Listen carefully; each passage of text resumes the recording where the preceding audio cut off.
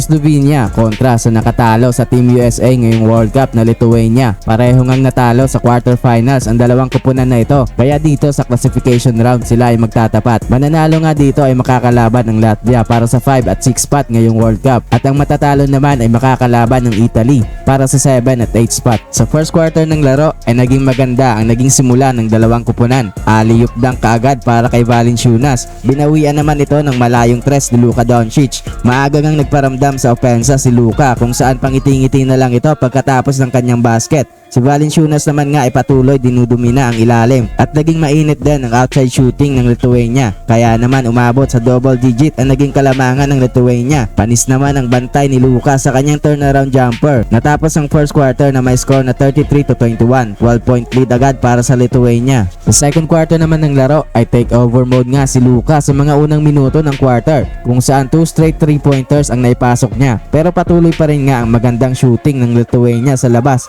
kaya hirap ding makahabol ng Slovenia sa laro. Under 5 minutes remaining ay nagkaroon ng small run ang Slovenia para ibaba sa 7 ang kalamangan ng Lithuania. Back-to-back 3-point basket naman para sa kapatid ni Goran Dragic sa mga huling minuto ng quarter para ibaba sa 4 points ang lamang ng Lithuania. Pero may sagot din naman kaagad ang Lithuania sa mga runs ng Slovenia. Natapos ang second quarter sa score na 53-43, 10-point lead para sa Lithuania. Sa third quarter naman ng laro ay nagkaroon ulit ng run ang Slovenia sa mga unang minuto ng quarter para ibaba ulit sa 4 ang kalamangan ng Lithuania. Nagkakasagutan na nga si Luka at Valanciunas sa laro. Hindi naman makapaniwala si Luka sa naging tawag ng referee na bola daw ng Lithuania kung saan si Valanciunas nga ang huling nakatapik ng bola palabas ng court. Lumamig na nga ang naging opensa ng Slovenia sa kalagitnaan ng quarter kaya naman balik sa double digit ang kalamangan ng Lithuania. Tila umaasa na lang nga sa foul line ng Slovenia sa mga huling minuto ng quarter para makabalik sa laro. Sa pool naman sa mukha si Luka ng siko ni Valanciunas with under 2 minutes remaining sa quarter. Natapos ang third quarter sa score na 75-63, 12-point lead ulit para sa Lithuania. Sa fourth quarter naman ng laro ay dito na lumobo ang kalamangan ng Lithuania kung saan umabot na sa 20 points ang kanilang kalamangan sa Slovenia.